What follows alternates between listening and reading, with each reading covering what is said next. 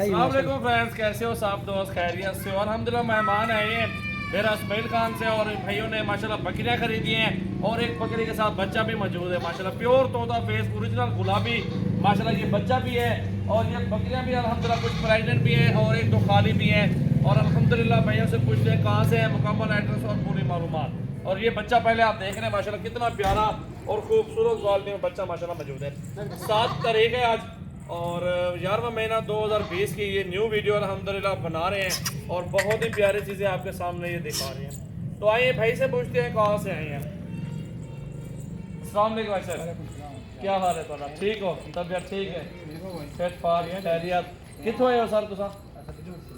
बिलोर शरीफ।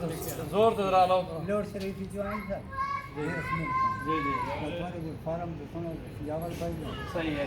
आए इंशाल्लाह तो बड़ा काम कोई टेंशन वगैरह सर प्यार मोहब्बत मिले जीवन तो खाए क्यों था कोई बेसाब है सदा जीवन तो साए ना हुआ सदा था अल्लाह ताला तोने नसीब कराए अल्हम्दुलिल्लाह। सारी दुआएं है सब अल्हम्दुलिल्लाह। तुसा मुसाफिर हो सारे भाई वे तो को सारे फार्म तो कोई टेंशन तो नहीं थी दोस्त? हाँ साहब, मुकम्मल एड्रेस दसो बस्ती वेड़ा बंदे आके देखें दोनों को जानवर कितना बिलोर शरीफ के रिया मुकम्मल एड्रेस